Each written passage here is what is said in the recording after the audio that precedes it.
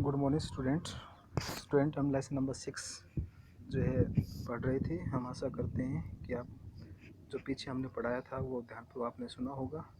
आज हमारा lesson number 6 का जो टॉपिक है नक्सलवादी आंदोलन।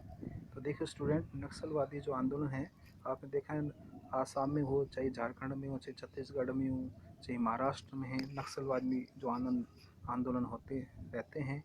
ये भी एक भारतीय समाज की जो मुख्य धारा से थोड़े अलग चलने वाले व्यक्ति हैं जो अपनी दास व्यवस्था से ऊपर उठना चाहते हैं और अपनी मांगों को बलपूर्वक मनवाना चाहते हैं।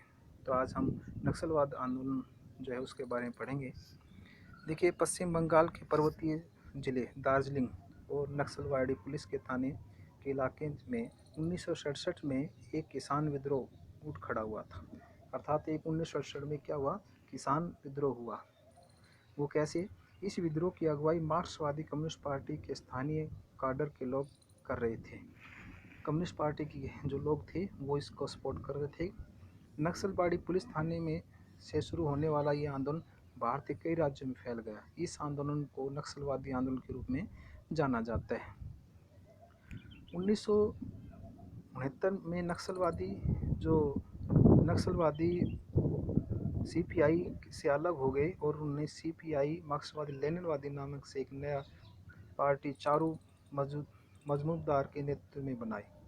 इन पार्टी की दलील थी कि भारत में लोकतंत्र एक छलावा है, अर्थात जो आज़ादी हमें मिली है, लोकतंत्र है, वो छलावा है, हमें इससे कोई फ़ायदा नहीं मिल रहा है।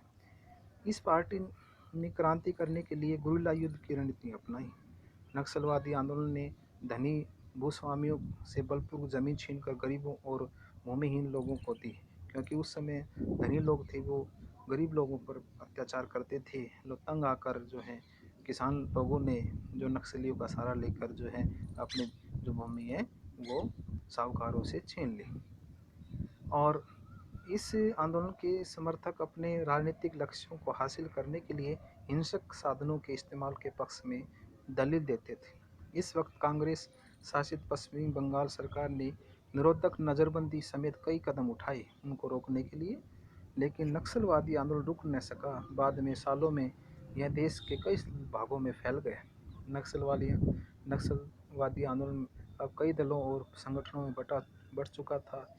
इन दलों में से कुछ जैसे सीपीआई खुली जो एमएल लिबरेशन खुली लोकतांत्रिक राजनीति में भागीदारी करते थे। फिलहाल 9 राज्यों के लगभग 75 जिले नक्सलवादी हिंसा से प्रभावित हैं। इनमें से अधिकतर बहुत पिछड़े इलाके हैं और यहाँ आदिवासियों की जनसंख्या ज़्यादा है। इन इलाकों में बटाई या पट्टे पे खेतीबाड़ी करने वाले छोटे किसान उपज के हिस्से, पट्टे को निश्चित अवधि और उचित मजदूरी जैसे अपने बुनियादी हकों से वंचित है। अर्थात वहाँ जो पट्टे के आधार पर मजदूरी करते हैं और उनको उनका पूरा जो हक है वो नहीं प्राप्त होता। जबरिया मजदूरी, बाहरी लोगों द्वारा संसाधनों का धूम तथा सूदखोरों द्वारा शोषण इस इलाके में आम बात है। इन स्थितियों को नक्सलवादी आंदोलन में बढ़ोतरी हुई। अब देखिए चारू मजूमदार क्या था। देखिए 1918 से 1972 कम्युनिस्ट क्रांतिकारी और नक्सलवादी बगावत के नेता। आज़ादी से पहले तेभागा आंदोलन से भागीदारी, सीपीआई छोड़ी और कम्युनिस्ट पार्टी ऑफ इंडिया जो मार्क्सवादी लेनिन आदि पार्टी के नाम से जानी जाती है उसकी स्थापना की। किसान विद्रोह के माओवादी पंथ में विश्वास, क्रांतिकारी हिंसा में के समर्थक, पुलिस हिरासत में उसकी मौत हुई।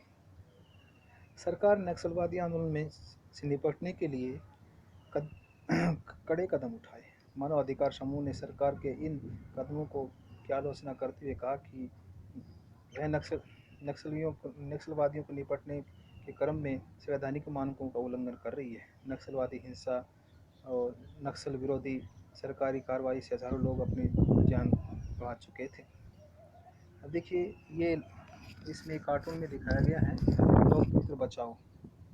देखो यह लोकतंत्र को पतीला लगाना चाहते हैं, अराजकता फैलाना चाहते हैं और सत्ता हासिल करना चाहते हैं। अर्थात इस राजनीतिक ध्रुवीकरण हो गया था। इस आंदोलन का जाने का खतरा पैदा हो गया। 1975 में जेपी ने जनता के संसद मार्च का नेतृत्व किया। देश की राजधानी में अब इतनी बड़ी रैली नहीं हुई कि जेपी को भारतीय जनसंघ कांग्रेस और भारतीय लोकदल सोशलिस्ट पार्टी जैसी गैर कांग्रेसी दलों का समर्थन मिला। इन दलों ने जेपी को इंदिरा गांधी के विकल्प के रूप में पेश किया। बहरहाल जेपी के विचारों और उनके द्वारा अपनाई गई जन प्रतिरोध की रणनीति की आलोचना भी मुहर हुई। गुजरात और बिहार दोनों ही राज्यों में आंदोलन को कांग्रेस विरोधी आंदोलन माना गया। कहा गया कि आंदोलन राज्य सरकार के खिलाफ नहीं बल्कि इंदिरा गांधी के नेतृत्व के खिलाफ चलाया जाए। इंदिरा गांधी का मानना था कि यह आंदोलन उनके प्रति व्यक्तिगत विरोध से प्रेरित है। अभी जेपी जयप्रकाश नारायण, लोक नायक जयप्रकाश नारायण एक बहुत समाजवादी नेता हुए बेटा। उनका जन्म 1902 में और उसकी मृत्यु 1979 में हुई। युवावस्था में मार्क्सवादी कांग्रेस सोशलिस्ट पार्टी और सोशलिस्ट पार्टी के संस्थापक महासचिव। 1942 के भारत छोड़ो आंदोलन के नायक, नेहरू के उत्तराधिकारी के रूप में देखे गए। नेहरू मंत्रिमंडल में शामिल होने से इनकार। 1955 के बाद सक्रिय राजनीति छोड़ी। गांधीवादी बनने के बाद भूदान आंदोलन में सक्रिय। नगा विद्रोहियों के सुलह की बातचीत की। कश्मीर में शांति प्रयास किए। चंबल के डकैतों से आत्मसमर्पण करवाया और बिहार आंदोलन के नेता। आपातकाल के विरोध के प्रतीक बन गए थे। जनता पार्टी गठन में के प्रेरणादायक थे। तो स्टूडेंट आज हम इतना ही करेंगे। आशा करता हूँ कि कल आप इसे आगे जो पढ़ाएंगे उसको ध्यानपूर्वक सुनेंगे। कल हम पढ़ेंगे न्यायपालिका से संघर्ष।